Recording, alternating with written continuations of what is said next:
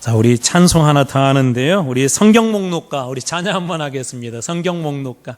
우리 화면에 나올 것입니다. 다음에는 한번 제가 복사해서 나눠드리도록 할게요. 창세기, 출애굽기, 레위기, 민수기. 그렇게 해서 성경 목록가.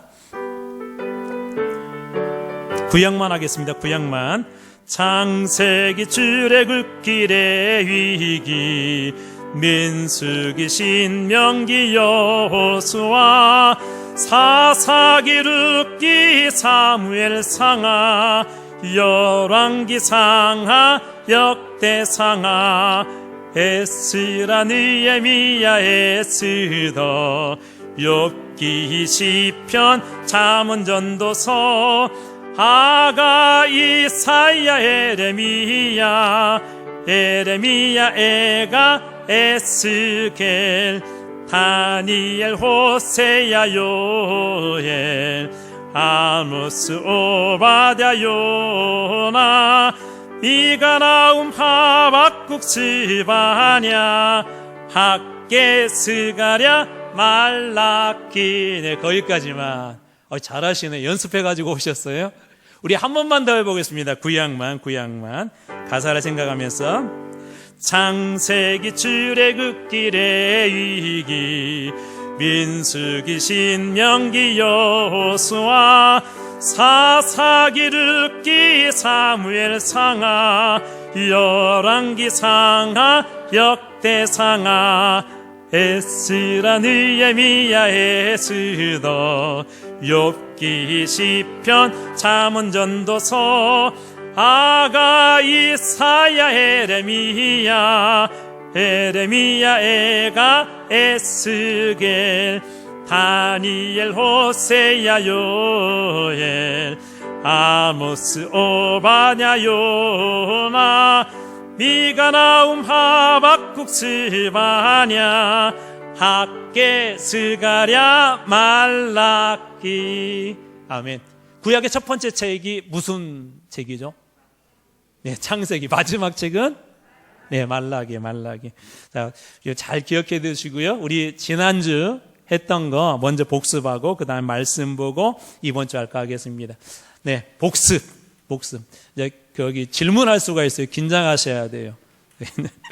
자, 성경을 크게, 우리 이제 성경이면 한 권이지만 크게 두 개로 나누면 어떻게 나눌 수 있다고 그랬죠? 이제 구약과 신약. 구라는 건 올드라는 말이, 그래서 영어로는 올드 테스타먼트, 뉴 테스타먼트. 그러니까 옛날의 옛 언약 그리고 새로운 언약, 그런 의미가 있고요. 구약과 신약을 나누는 가장 중요한 그 중심, 그 기준점이 누구라고 그랬죠? 그렇죠. 예수 그리스도. 그래서 구약은 예수 그리스도가 오신 후예요? 아니면 오시기 전이에요? 그렇죠. 오시기 전. 그래서 오실 메시아 예수 그리스도에 대해서 구약은 이야기하고 있고, 신약은 이제 예수님이 오시기 전에 오신 이후예요. 그래, 오신 이후. 그래서 오신 예수님, 그리고 부활하신 후에 승천하셨으니까 다시 오실 예수님에 대해서 기록하고 있습니다. 놀랍게도 여러분, 역사의 그 중심점도 누구냐면 예수 그리스도세요.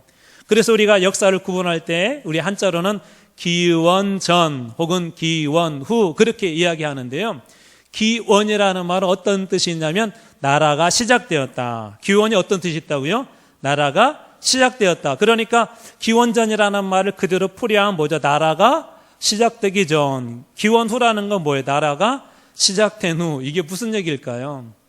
영어에서는 이걸 뭐 BC, AD 그렇게 이야기하는데, BC라는 것은 그리스도 이전에, 그러니까 예수님이 성탄하기 이전을 얘기하고, AD라고는 그리스도 해라는 그런 뜻이 있거든요. 그러니까 예수님이 성탄하신 이후. 그래서 역사의 기준점이 누구라는 걸 알 수가 있어요? 예수 그리스도라는 거죠. 세상에서도 세상 사람들이 뭐 예수님 믿든 안 믿든 이게 역사의 모든 그 기원은 어디서부터 시작하냐? 예수 그리스도부터 시작합니다. 그래서 영어에서 히스토리라는 말이 우리가 역사 그건데, 그것을 분리해서 보면 히스 스토리, 히스 그리스도, 예수 그리스도의 이야기가 곧 뭐라는 거예요? 역사라는 거예요. 역사. 그래서 세상의 역사 속에서도 우리가 그리스도의 모습을 볼 수가 있습니다. 자, 그 다음에 두 번째로 숫자로 보는 우리 그 구약, 신구약의 대한 전체 결론을 한번 얘기했어요. 이는 무엇을 뜻하죠? 신약과 구약, 성경이 크게 나누면 둘로 나눌 수 있다는 얘기를 했고, 구약 몇 권이죠? 39권, 신약 몇 권? 어떻게 하면 쉽다고요? 그렇죠. 3, 9, 27. 두 개 더 하면 66권. 그래서 구약 39권, 신약 27권, 더해서 몇 권이라고요? 66권. 자, 그 다음에 3이라는 숫자는 성경을 기록한 대표적인 언어는 두 가지예요. 첫 번째는 히브리어인데 오늘날의 이스라엘에 쓰는 언어고요. 두 번째 헬라어예요. 오늘날의 그리스에 쓰는 언어예요.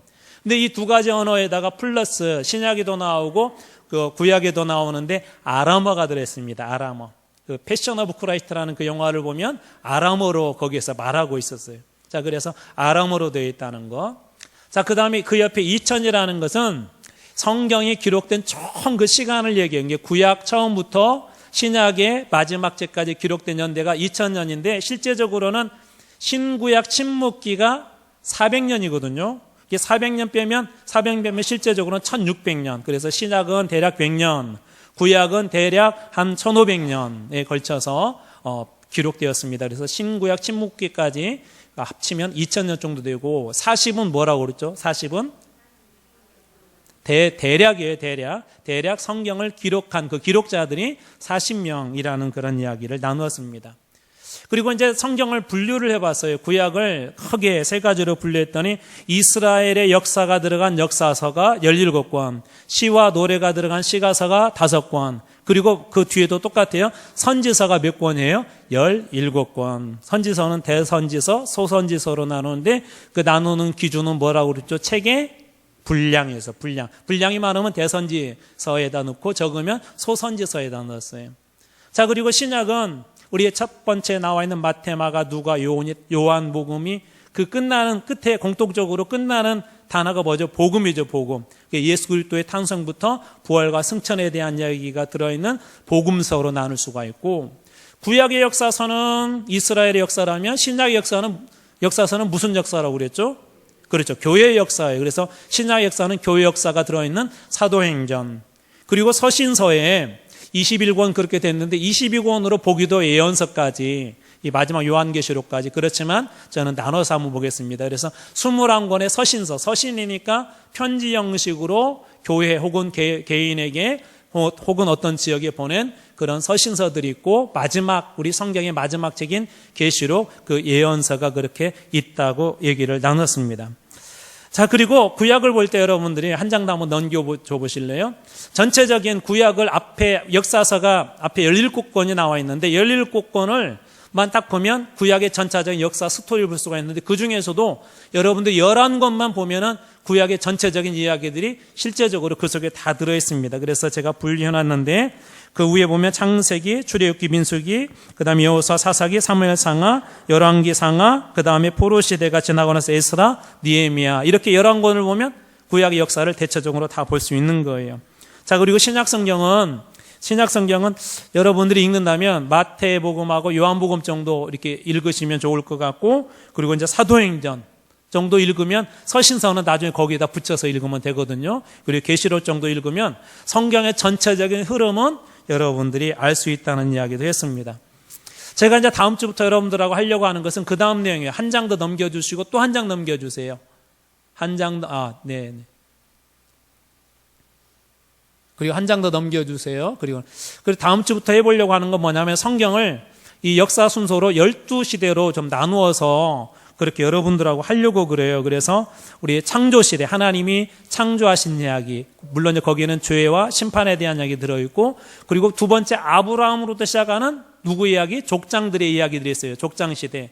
그리고 이들이 나중에 이제 애굽의 포로가 되고 나서 이제 출애굽하잖아요. 그래서 세 번째로 출애굽 시대. 그리고 출애굽하고 나서 가나안 땅을 하나씩 정복하는 정복시대. 정복하고 나서 왕이 있기 전에는 사사들이 다스렸어요. 사사들은 우리말로 하자면, 쉽게 표현하자면 재판관, 그런 뜻이 있거든요. 그래서 이 사사들에 의해서 다스렸던 사사시대. 근데 이스라엘 백성들이 블레셋이나 다른 나라처럼 왕을 요구했어요. 그래서 이제 왕을 세우는데 첫 번째 왕이 사울 왕 한 명이잖아요. 그래서 이 왕이 한 명이 있었던 사람이 사울, 그 다음에 다윗, 솔로몬, 이 세 명이 그 왕이 한 명씩이었는데 그때 당시에는 단일왕국 시대, 그리고 나서 나라가 나뉘어게 돼요. 그래서 분열왕국 시대, 그리고 나서 이제 포로로 잡혀가는데 포로 시대, 그리고 이제 포로로 잡혀가고 난 뒤에 돌아올 때 포로귀환 시대. 나중에 이런 것들은 다시 한번 자세히 보도록 하겠습니다. 그리고 나서 이제 말라기가 끝나고 나면 신구약 중간, 요건 침묵기라고 하는데 그게 몇 년이라고요? 400년이에요. 400년. 그리고 나서 이제 예수 그리스도께서 오신 마태복음 이야기부터 요한복음까지의 복음 시대. 그리고 예수님이 승천하신 이후에 성령 받은 그 제자들이 모여서 교회가 시작되어지는데 교회 시대라고도 하기도 하고 성령 시대라고도 그렇게 이야기하기도 하고 또 혹은 뭐 선교 시대 그렇게 표현하기도 합니다. 아무튼 그 예수 그리스도의 이후에 이 교회가 새롭게 출발하는 이야기들이 전체적으로 보면 성경을 이렇게 12시대로 살펴볼 수가 있습니다. 자, 오늘은 이제 조금 좀 재미가 좀 없을 수는 있는데 여러분들이 이것을 잘 기억을 해놓으면 성경을 나중에 볼 때 이렇게 재미가 있어요. 입체적으로 보여요. 무슨 얘기를 좀 하려고 하냐면 오늘은 성경의 지리와 배경에 대해서 하려고 그래요. 지리. 이게 지리는 좀 막 지도도 나오고 이게 재미가 없어요. 그런데 여러분들이 이 지도를 좀 잘 익혀놓고 나중에 혹시 우리가 기회가 되면 성지순례를 한번 딱 가서 보면 이게 한꺼번에 감이 쫙 들어와요. 이게 성경이 너무 재밌어집니다. 그래서 조금 힘들지만 오늘 우리 지리에 대한 이야기들을 좀 하려고 합니다. 자, 먼저 말씀 한 절 보고 그리고 나누도록 하겠습니다. 사도행전 1장 4절 여러분 프린트물에도 있습니다. 자, 같이 한번 읽어볼까요? 자, 시작. 사도와 함께 모이사 그들에게 분부하여 이르시되 예루살렘을 떠나지 말고 내게서 들은 바 아버지께서 약속하신 것을 기다리라. 자, 사도행전은 역사서에 속하고 사도행전에서 교회 역사가 시작됐으니까 교회 시대 혹은 뭐 성령 시대, 선교 시대 그렇게 부른다고 그랬죠. 자, 그런데 사도행전 1장 4절에 보니까 지명 하나가 나와요. 방금 읽은 말씀의 지명이 뭐가 나오죠? 예루살렘이라는 게 등장해요. 예루살렘. 예루살렘은 구약에서도 그렇고 신약에서도 그렇고 아주 중요한 곳입니다. 예루살렘에는 성전이 있었던 것이고 이스라엘의 신앙의 중심지 같은 것이 예루살렘에 있었어요. 그래서 이스라엘 사람들은 모든 신앙의 중심이 이 예루살렘 중심으로 이루어집니다. 서울에 어느 그 교회가 궁동에다가 교회를 엄청 크게 지었어요. 교회를. 참 그 목사님 정말 대단하신 분인데 그 교회는 교역자도 몇 명 없어요. 성도들이 거의 뭐 다 목사들이에요. 목사들. 부목사들보다 더 잘해요. 예직하는 교회보다. 아무튼 대단한 목사님이신데 그 교회 성도들이 무엇이 훈련이 잘 됐냐면 모든 건 교회 중심으로 신앙생활을 하세요. 교회 중심. 그래서 그 영등포 쪽에 있었거든요. 원래 교회가. 근데 이제 교회를 궁동 쪽으로 크게 지어서 왔는데 이 교회 중심으로 하다 보니까 성도들이 그 교회 근처로 다 이사를 온 거예요. 그 주변에 가면 그 교회 이름이 붙은 뭐 약국들이 많아요. 우리식으로 하자면 한마음 약국, 한마음 병원. 별로 아멘 안 하시네요. 그 정도로 그 교회인들이 잘하는 게 뭐냐면 교회 중심으로 합니다. 그래서 왜 그렇게 이 가까운 데로 오셨어요? 그랬더니 새벽 기도도 나가고 또 늘 예배 드리는데 또 늦지 않도록 하기 위해서 여러 가지 신앙을 고려하다 보니까 그렇게 왔다는 거예요. 사실 오랜 기간 동안 그 한 지역에서 어떤 사업이나 장사를 하다가 새로운 곳으로 옮기는 건 위험성이 있거든요. 근데 그분들은 그게 중요하지 않고 우리는 그래도 예수 중심, 교회 중심이다 하고 교회 근처로 와서 이분들이 다 그렇게 신앙생활을 했어요. 덕분에 좀 막 주변에 땅값이 올라가지고 좀 어려운 사람도 있었고 좋은 사람도 있었고 그렇지만 아무튼 그것은 좀 본받을 만한 것 같아요. 근데 방금 이야기했던 예루살렘이 이스라엘 사람들에게는 그 신앙이 아주 중요한 곳이었어요. 그래서 최소한 1년에 3차례는 예루살렘에 올라가서 본인들의 처소에서도 예배를 드렸지만 가서 예배 드렸던 곳입니다. 그러면 이런 생각이 들잖아요. 예루살렘은 도대체 어디 있을까? 제가 처음 예수 믿을 때는 성경을 보면서 지명이 나오면 무슨 소설이나 무협지인 줄 알았어요. 그런 곳이 있나? 그런 곳이 있나? 근데 어느 순간에 이런 지명들이 좀 익숙해지게 되고 2015년인가 이제 선교사님들 그 시니어 대회가 이스라엘에 있어서 이제 아내하고 비행기를 타고 갔는데 가서 그 현장에 가서 이 성지를 이렇게 가서 보니까 갑작스럽게 말씀이 막 입체적으로 이게 다가오는 거예요. 그동안에 성경에서 들었던 거는 지명, 있었던 사건들, 그런 역사적인 것들이 그냥 소설처럼 느껴졌는데 그 역사의 현장들이 실제적으로 이렇게 있는 거예요. 그래서 여러분 성경을 우리가 지리에 대해서 공부하려고 하는 이유 중에 하나는 뭐냐면 그 지리 속에 하나님께서 주신 각 그 지방마다 은혜들이 있어요. 그래서 오늘 크게는 깊게는 못하지만 전체적으로 간략하게 한번 살펴보려고 합니다. 자, 그렇다면 첫 번째, 이번 1번에 제가 이렇게 써놨어요. 성경의 무대와 위치 그렇게 되어 있는데, 성경의 이 무대가 되는 위치는 도대체 어디일까요? 여러분들에게 제가 프린트물 나눠드렸는데 앞에를 보시고 또 적으면 될 것 같아요. 1번은 오늘날 지역으로 하자면 유럽 지역이에요. 어디라고요? 유럽. 그 다음에 2번은 우리나라가 속해 있는 무슨 지역이에요? 아시아. 거기다 아시아라고 한번 써보세요. 아시아. 자, 그리고 3번은 아프리카예요. 여러분 나눠드린 그 프린터물에 그리고 1번, 2번, 3번 이렇게 네모 박스가 있죠? 거기는 뭐 생각보다 제가 좀 크게 그렸는데 그 박스 안에가 대체적으로 이 구약과 신약의 무대가 그 박스 안에서 일어나요. 그곳에서 1차적으로 거기에서 일어나요. 그래서 성경의 무대가 거기 있다는 걸 여러분 기억하시고, 그 다음에 4번은 북아메리카, 그리고 5번은 남아메리카예요. 그래서 이 5대륙을 제가 표시를 해놨는데, 여러분 가만히 이렇게 보면은 이제 대략적으로 그러면 위치가 어디 있는지는 알겠죠? 오늘날로 얘기하자면 그냥 쉽게 말씀드릴게요. 이스라엘과 그 주변의 나라들이 다 걸쳐 있어요. 어디에가 걸쳐 있다고? 오늘날로는 이스라엘과 주변의 나라들. 예를 들자면 뭐 시리아, 뭐 레바논, 그 옆에 사우디아라비아, 또 이쪽에 홍해 건너서 이집트, 이 모든 나라들이 실제적으로 역사적으로 성경의 무대입니다. 자, 한 장 더 한번 넘겨줘 보실래요? 우리나라에서 저 주황색 박스 앞에 한번 보세요. 주황색 박스에서 지금 현재 이스라엘까지 제가 한번 찍어봤어요. 얼마나 걸릴까? 비행기로 17시간 아니라 18시간, 17시간에 한 18시간 걸리더라고요. 그러니까 가까운 거리는 아니죠. 꽤 먼 거리입니다. 거기에다가 중간에 경유를 하게 되면 이게 보통 힘든 거리는 아니에요. 아무튼 거리가 우리나라에서 볼 때는 대충 한 그 정도 되고, 또 한 장 한번 넘겨줘 보세요. 자, 아까 이야기했던 성경의 그 무대를 가만히 보면은 어디에 걸쳐 있냐면 유럽과 아시아와 아프리카로 진출하기 좋은 아주 중요한 위치에 이 성경의 무대가 있어요. 그러나 실제적으로 1차적으로 성경의 무대, 구약시대 때 무대는 아시아입니다. 아시아. 이제 사도 바울에 의해서 마케도냐, 우리가 지금 빌립보서 보고 있는데 그 빌립보는 오늘날이 유럽인데 그때서 이제 유럽으로 진출하거든요. 그러니까 구약시대 때는 주로 이제 무대는 아시아 쪽인데, 이 놀랍게도 성경의 그 무대가 유럽 쪽으로도 아시아 쪽으로도 아프리카 쪽으로도 이렇게 진출하기 좋은 아주 전략적으로 중요한 위치에 이렇게 위치하고 있는 것을 보게 됩니다. 그러니까 이 나중에 사도 바울이 어떻게 유럽까지 갈 수 있을까? 그 중요한 이유 중에 하나는 성경에 나와 있는 그 예루살렘 위치, 또 초대교회 위치가 그곳에 있었기 때문에 훨씬 더 그런 일들이 좀 가능했던 것 같습니다. 자, 그리고 한 장 더 한번 넘겨주시면 이제 두 번째, 성경의 배경이 되는 곳들이 있어요. 이것은 여러분들이 좀 기억을 하시면 좋을 것 같아요. 자, 제가 1번 그렇게 하는데 1번에는 거기에다가 지중해 그렇게 쓰시면 돼요. 지중해 들어보셨죠? 지중해 막 요트 떠 있고 하는 그런 환상적인 그런 장면들 보시잖아요. 지중해. 그리고 괄호를 하나 하시고요. 대해 그렇게 하세요. 대해. 큰 바다라는 말인데, 성경에는 이 대해라는 그런 표현이 이게 종종 이렇게 나와 있어요. 자, 그런데 여러분 잘 한번 보세요. 저 지중해 모양을 여러분이 가지고 있는 것도 잘 보면 지중해 모양을 앞에만 딱 보면 뱃머리 같지 않나요? 뱃머리. 그죠?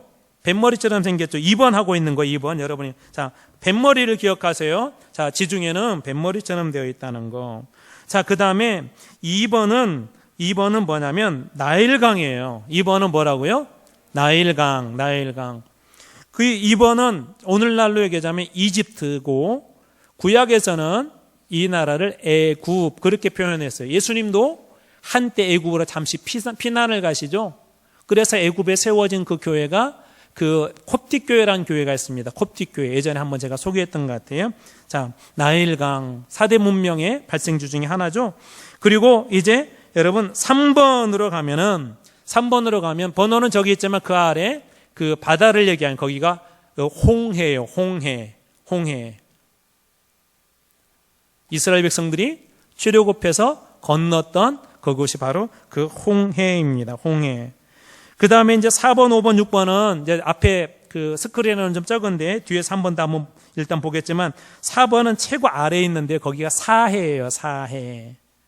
사해 혹시 들어보셨나요? 지구상에서 가장 낮은 곳이고 염도가 높아서 사람들이 거기에 누워있어요. 둥둥 떠요. 정말 책도 읽을 수가 있어요. 저도 그곳을 한번 방문했는데 사람들이 누워있으니까 붕붕 뜨더라고요. 그 정도로 이 가장 지구상에서 낮은 곳이면서 염도가 높은 곳입니다. 그리고 이제 사해에서 위쪽으로 강이 하나가 다 있는데 그게 요단강이에요. 요단강. 요단강 건너가 만나리 할 때 그 요단강. 왜 요단강 건너가 만나리인지도 이따 한번 설명하도록 하겠습니다. 그리고 그 위로 올라가면 이제 갈릴리가 있어요. 갈릴리. 6번이 갈릴리예요. 여러분한테 나눠드린 건. 그래서 4번은 뭐라고요? 사해. 5번은 뭐라고요? 요단강. 그 다음에 6번은 뭐라고요? 갈릴리. 갈릴리를 긴네렛이라고 해요. 긴네렛. 수군 모양으로 생겼어요. 그래서 긴네렛이 수군 그런 말인데 긴네렛. 뒤에서 한 번 더 볼게요. 자, 그리고 7번은 페르시아만이에요. 근데 여러분 가만히 보면 무슨 그 벌레같이 생겼지 않나요? 그 머리에 이렇게 더듬이 두 개 이렇게 나와 있고. 자, 그렇게 기억하세요. 자, 지중해는 무엇처럼 생겼다고요? 뱃머리처럼. 아까 홍해 설명 안 드렸네요. 홍해는 뭐처럼 생겼어요? 여러분 상상력을 발휘해서. 이거 뭐 정답은 없어요. 그렇죠. 악어처럼 생겼죠. 이 이집트 나일강 옆에 무엇이 살아요? 난 안 가봤어요. 저는 안 가봤는데 그냥 그렇게 상상하세요. 그러면 대충 나중에 지도 그릴 때 여러분 쉬울 것 같아요. 자, 악어가 있고. 그리고 7번에 거기가 페르시아만인데 거기는 무슨 벌레 같은데 위에 더듬이가 두 개가 있네요. 자, 거기에 8번이 있는데 그게 유프라데스 강이에요. 무슨 강이라고요? 유프라데스 강. 성경에 많이 나와 이 강도. 자, 그리고 9번은 티그리스 강이에요. 무슨 강이에요? 티그리스 강. 그리고 제가 10번 그랬는데 유프라데스 강과 티그리스 강 사이에서 메소포타미아 문명이 발생합니다. 무슨 문명이 거기서 발생했다고? 4대 문명 중에 하나인 메소포타미아. 혹시 소프라노하고, 자, 우리 찬양대 답변 잘해보세요. 소프라노하고 엘토 사이에 또 다른 파트 하나를 집어넣으면 뭐라고 부르죠? 그렇죠. 메조 소프라노라고 하죠. 메조. 이게 중간 혹은 사이라는 뜻이 있어요. 사이. 기억하세요?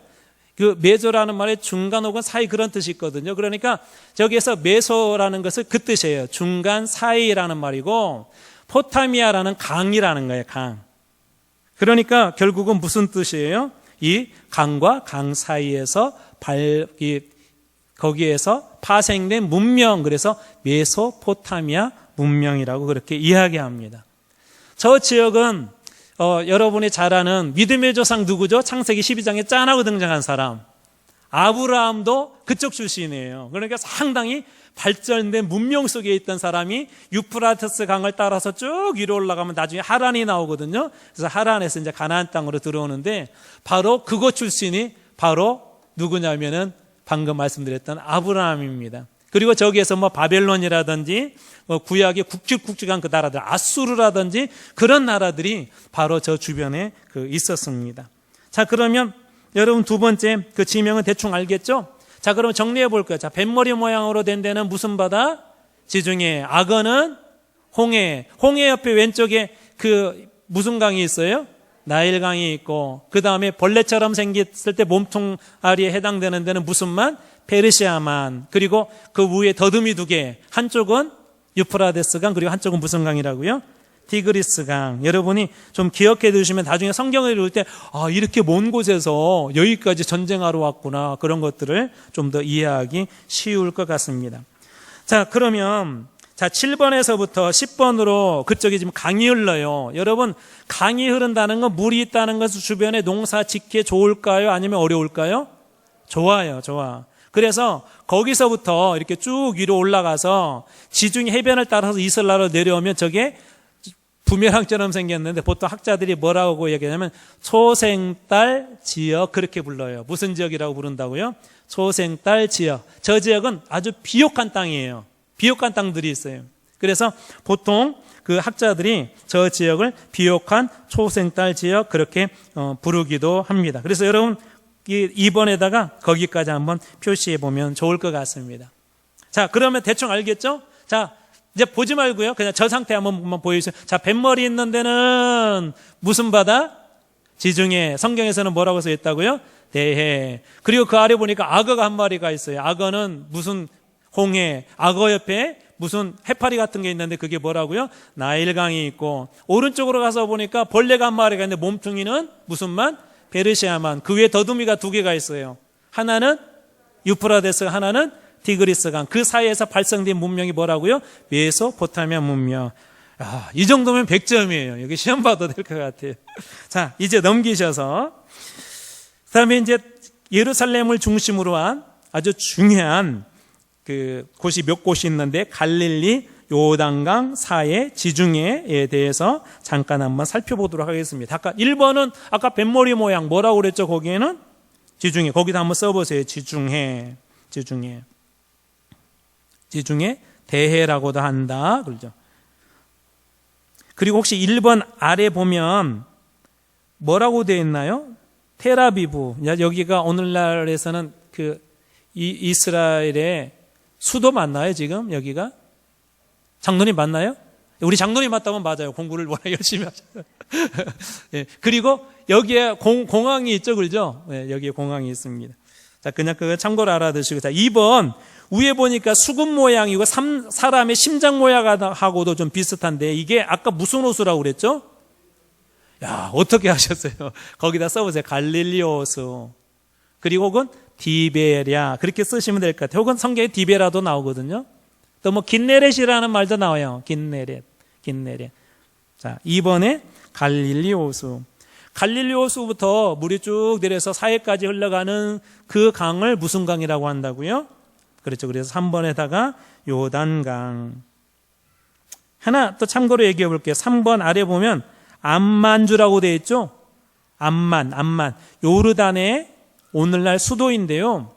여러분 혹시 다윗이 조금 이 우리아라고 하는 사람의 그 아내 밧세바를 범하고 나서 우리아를 죽이려고 가장 치열한 전투 현장으로 보냈거든요. 무슨 전투인지 아세요? 니을로 시작해요. 라빠성이라는 곳이 있거든요. 라빠. 그 라빠성이 있는 데가 바로 이 방금 여러분 말했던 그 암만이라고 되어 있는데, 암만. 자, 여기도 그래서 우리 성경의 무대이기도 하죠. 자, 2번 갈릴리에서 그다음 사해까지 흘러내려가는데 요단강이 있고, 요단강 끝자락으로 쭉 내려가면 무엇이 있다고요? 사해. 성경에는 염해라고도 그렇게 이야기합니다. 여러분 혹시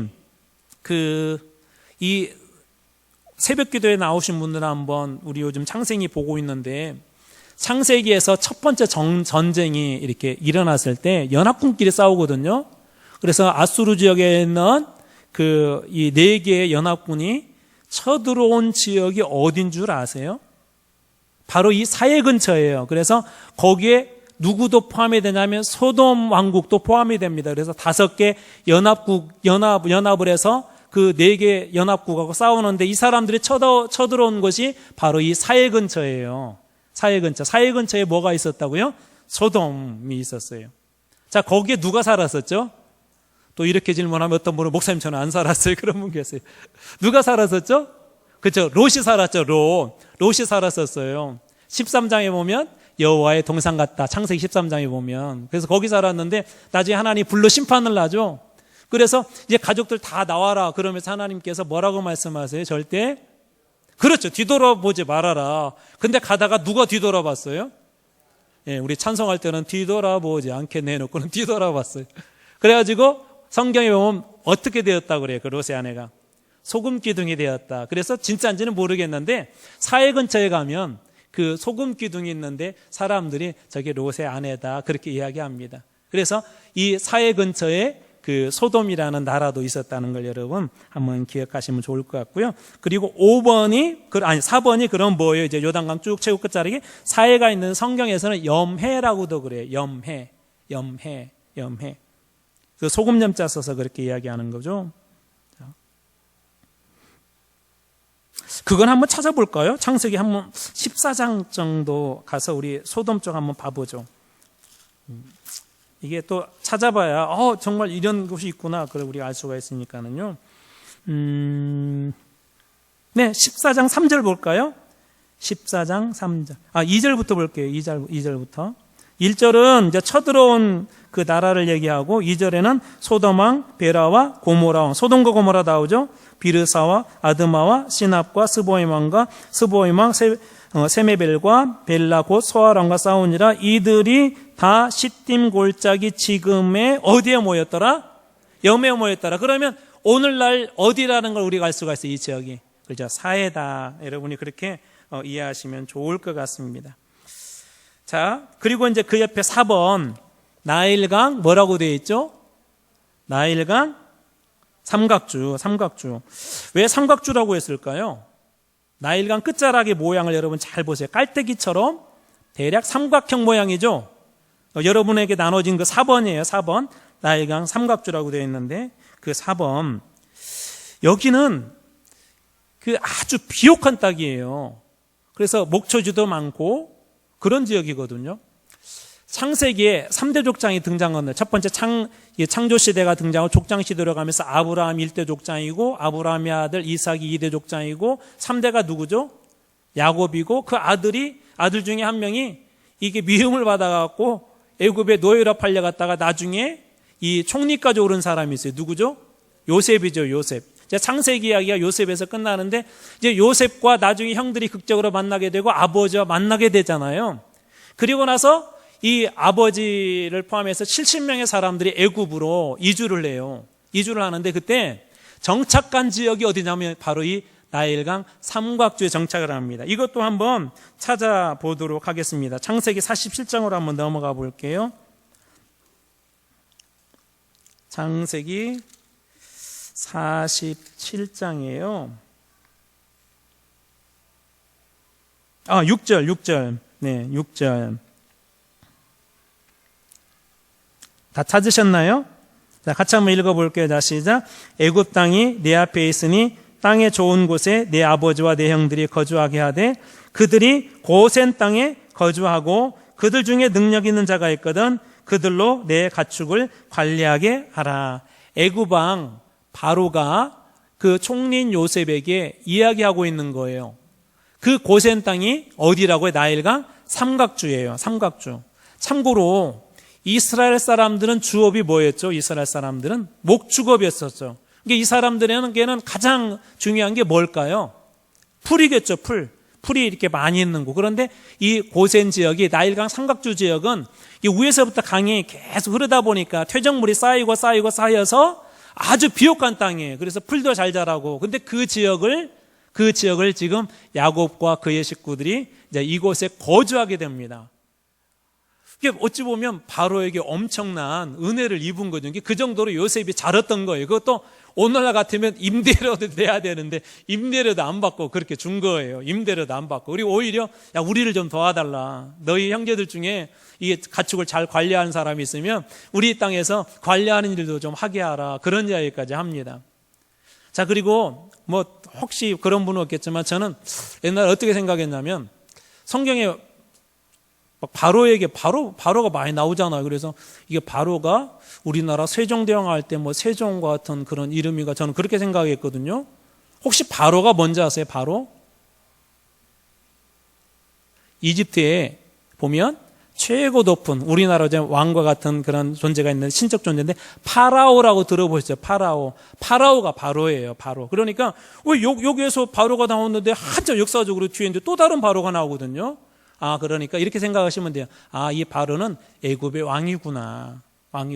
우리나라 조선으로 얘기하면 태종 때도 그 태종 때 역사를 기록할 때 왕이 그렇게 기록하면 어느 왕인지는 모르지만 태종 때라면 이거 태종 왕이구나 그렇게 알 수 있죠. 근데 세종실록에 또 왕이 그렇게 썼을 경우에 이 사람은 세종대왕이구나 그렇게 알 수 있는 것처럼 우리말에 그냥 왕 그렇게 표현했을 뿐이지 이 바로는 바로 그 파라오라는 뜻입니다. 파라오. 그리고 애굽은 오늘날의 그 이집트를 이야기합니다. 이집트. 자, 그러면 여러분 이제 대충 정리가 됐죠. 3번 한번 정리해 볼까요? 자, 요단강을 중심으로 위쪽에 무슨 호수가 있어요? 갈릴리 호수가 있었죠. 참고로 예수님께서 첫 번째 제자들 부르셨던 곳이 바로 이 갈릴리 호수고 초창기 사역을 이 갈릴리에서 했어요. 갈릴리. 갈릴리에서 뒤에서 한 번 더 한번 살펴볼게요. 자, 그리고 그 갈릴리 호수에서 쭉 내려오는 강의 이름이 무슨 강이라고요? 요단강. 그리고 그 강의 최고 아래쪽에 뭐가 있어요? 사해 혹은 염해가 있습니다. 자, 그리고 나일강 삼각주 여러분 기억하시고요. 그 다음에 다섯 번째 주요 도시를 한번 빨리 살펴보도록 하겠습니다. 갈릴리 호수의 그 위쪽에 가버나움이라는 곳이 있었어요. 가버나움이라는 곳이 있는데 대표적인 그 사건은 여기에 백부장, 여러분 믿음 좋은 백부장 얘기 아시죠?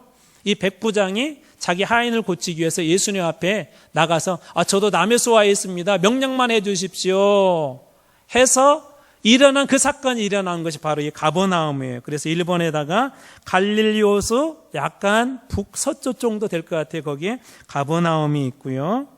그 다음에 2번 갈릴리 호수에서 조금 떨어졌지만 지역적으로는 갈릴리 지역이에요. 거기에 나사렛이 있어요. 나사렛. 누가 생각나요? 그렇죠. 그래서 예수님을 부를 때 종종 나사렛 예수. 저희 어머니 금지댁이거든요. 금지댁. 금지댁. 무슨 얘기인지 아시죠? 저희 어머니가 어디서 왔다는 거예요? 금지에서. 금지라는 곳이 있어요. 금지 막 하지 마라 그 금지 말고. 네, 금지에서 오셨다는. 그래서 예수님이 어느 출신인가 그럴 때 나사렛 예수 그렇게 이야기합니다. 이게 예수님의 그 고향이기도 하죠. 그리고 이제 3번 쭉 보면 사해 바로 위쪽인데 거기가 여리고예요. 여리고. 자, 그러면 출애굽을 해서 요단강을 건너갔을 때 첫 번째 건너가자마자 가나안 땅에서 엄청 이렇게 폼 잡고 있었던 여리고거든요.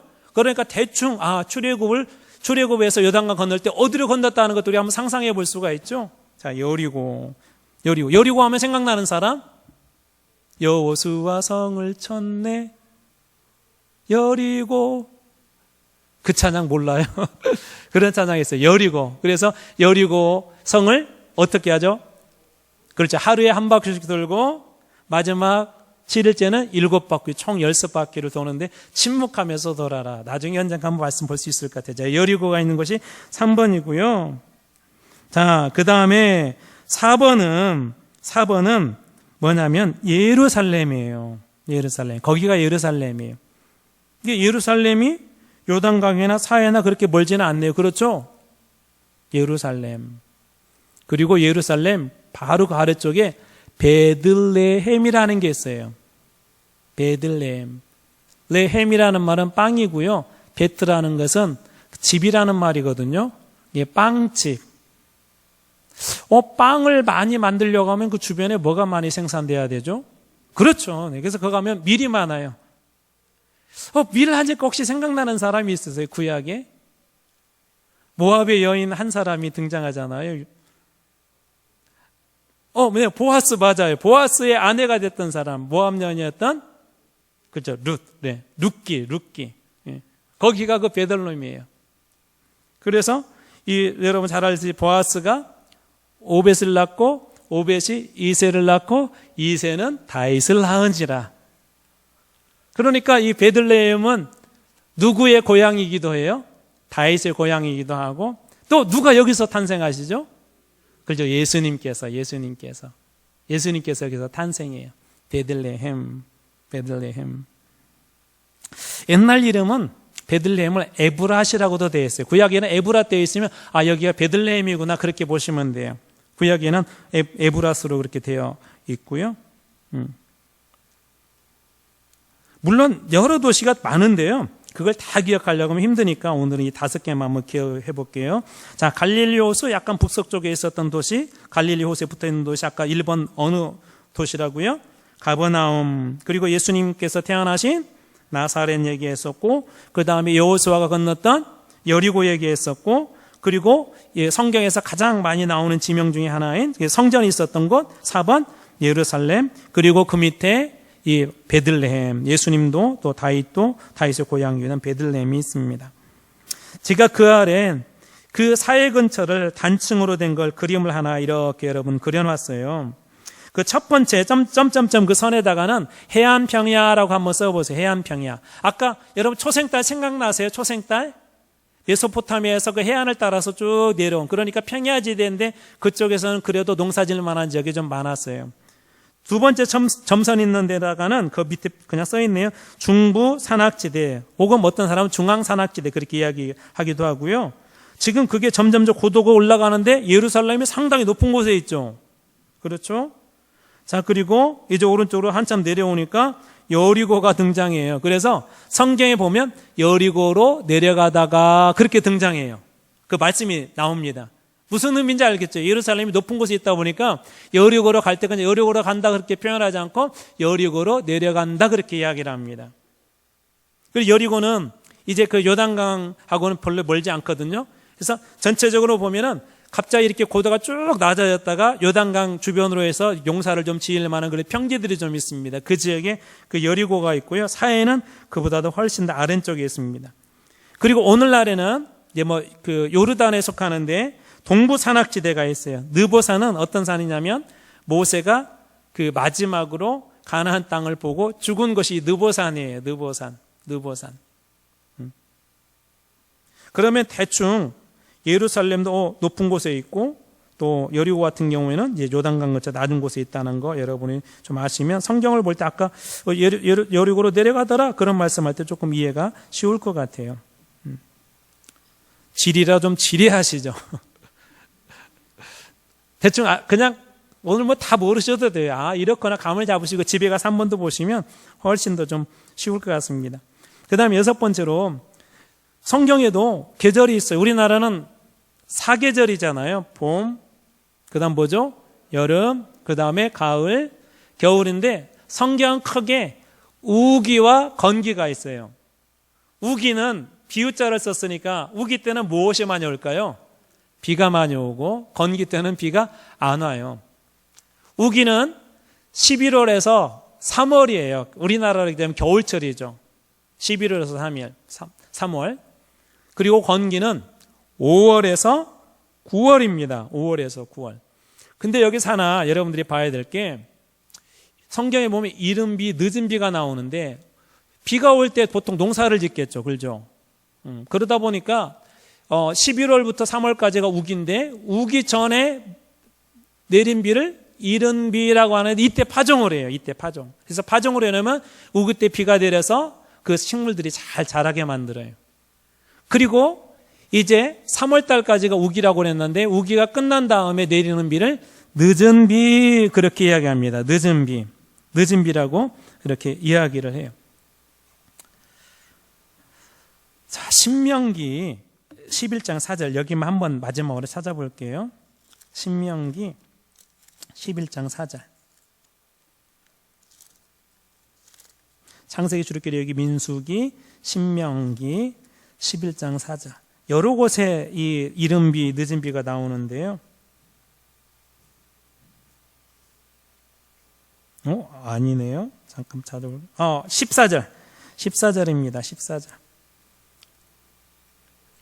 찾으셨나요? 자, 279쪽이에요. 11장 14절. 자, 잘 보세요. 여호와께서 너희 땅에 무슨 비? 이른 비, 그 다음에 무슨 비? 늦은 비를 적당한 때에 내리시리니 너희가 곡식과 포도주와 기름을 얻을 것이요. 그러니까 여러분, 이른 비와 늦은 비가 중요해요? 안 중요해요? 파종을 해야 될 때니까 중요하고 또 마지막 추수 전에 아주 중요한데 이 이른 비와 늦은 비는 아주 큰 축복으로 알았어요. 그래서 여러분들이 이른 비가 늦은 비가 나온다. 그러면 10월이구나. 늦은 비가 나오면 4월이구나. 그렇게 여러분 보시면 좋을 것 같습니다. 앞으로 한 장 다시 한번 넘겨주세요. 한 장을 빼먹었네요. 앞으로. 네네. 저기가 요단강이에요. 좀 실망을 하시네요. 엄청 넓을 것 같죠. 별로 안 넓어. 우리 2칸 정도 될 것 같아요. 2칸 조금 더 될 수도 있고, 넓은 데는 한 3칸 정도 될 수 있을 것 같아요. 물론, 성경시대 때는 훨씬 넓고요. 우기 때는 비가 주변까지 또 이렇게 좀 차서 훨씬 더 넓습니다. 그래서 이제 여호수아가 그 건너갈 때 제사장들이 궤를 메고 그 요단강을 딱 팔로 밟는 순간 물이 딱 끊치죠. 근데 오늘날은 근데 가서 보면 아주 좁아요. 근데 지금 반대편에 보이는 데가 이스라엘이고요. 이 사진 찍은 쪽이 오늘날의 요르단 쪽입니다. 요르단. 근데 예수님도 저기 이제 세례를 받았다고 하는데 성경에 이렇게 되어 있어요. 약속의 땅 그렇게 되어 있는 거 이런 거 많이 보이죠. 약속의 땅. 근데 약속의 땅을 가려면 반드시 어디를 건너가야 돼요? 요단강을 건너야 돼요. 요단강을. 그래서 우리 찬송가 중에 이제 장례 때 많이 부르는 찬송가 중에 하나가 요단강 건너가 만나리는 뭐냐면 장래 하나님께서 우리 약속하신 천국에 대한 비유로서 종종 요단강을 이렇게 이야기하기도 합니다. 자, 빨리 다시 앞으로 넘겨주셔서 자, 성경에 이제 4가지 문화가 있어요. 민족 문화들이 있는데 첫 번째 농경 문화예요.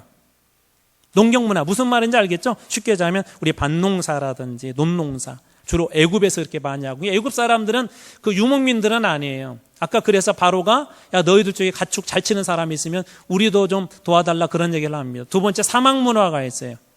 아말렉 출애굽할 때 끊임없이 뒤에서 힘들게 했던 사람들 아말렉 사람들 시돈 사람들 그 다음에 해양 문화가 있거든요. 이 바다 문화 두로와 시돈 그리고 네 번째 광야 문화 농업과 목축업이 이 짬뽕된 문화인데 이 광야 문화 성경에는 대략 한 이 4가지 정도의 그 문화들이 있습니다. 이것은 그냥 참고로 여러분들이 아시면 될 것 같아요. 자, 빨리 이제 넘어가 볼게요. 자, 8번째로 대표적인 농산물 제가 4가지만 뽑았어요. 성경에서 많이 나오기 때문에 첫 번째 그 포도예요. 포도. 여러분 우리가 생각하는 포도하고는 정말 다릅니다. 저도 실제적으로 봤는데요. 지금 조금 그 옆에 제가 여성 누군지는 좀 가려놨는데 저건 조금 과장된 것 같고요. 이걸 정탐꾼을 보내잖아요. 정탐꾼을 보내서 포도를 가지고 오는데 어떻게 가지고 온지 혹시 그 장면 생각나세요? 민수기 13장에 나오는데 막대기에다가 꿰어서 메고 오거든요. 근데 그 정도로 정말 이 포도가 엄청 달려 있습니다. 포도 자체가. 포도 맛도 정말 끝내줄 정도로 맛이 있고요. 자, 포도가 대표적인 거고 두 번째로 대표적인 게 뭐냐면 감람나무예요. 이 감람나무는 뭐냐면 여러분 잘 아는 올리브예요. 올리브 아시죠? 올리브 우유 했던 올리브.